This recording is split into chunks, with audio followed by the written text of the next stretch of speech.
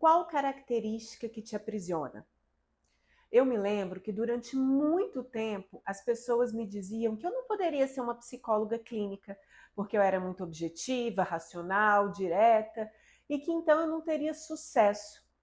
Mas essa não foi minha única história. Somos todos únicos, mas não temos uma única história.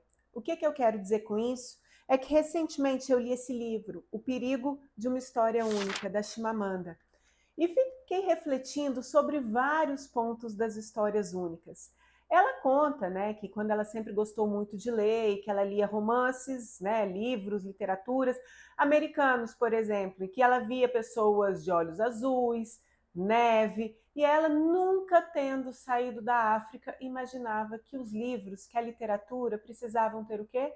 Pessoas como aquelas, neve, até um dia que ela descobriu também uma autora nigeriana.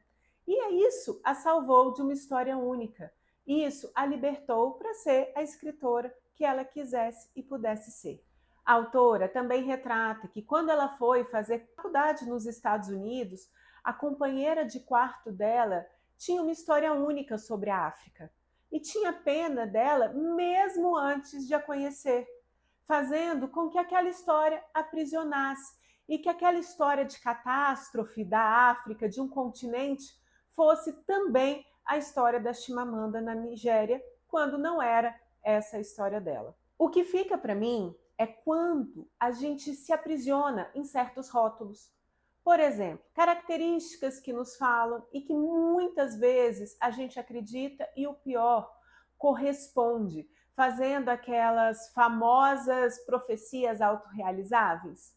Então, aquela criança que fala, é teimosa, chora à toa. E claro, essa criança não pode mais chorar, se não sempre é à toa, quando muitas vezes ela tem motivo.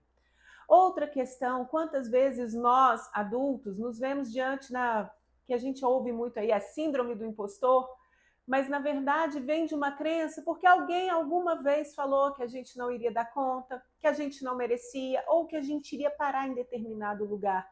E nos faz muitas vezes acreditar nessa história única que nos contaram lá atrás, quando podemos nos libertar dela.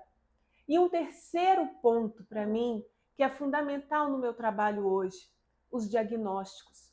Quantas vezes os diagnósticos viram rótulos e fazem de uma história única para aquelas pessoas, quando na verdade eles não deveriam ser um rótulo mesmo, uma história única, um determinante para a vida da pessoa, e sim apenas um ponto de partida, o autoconhecimento.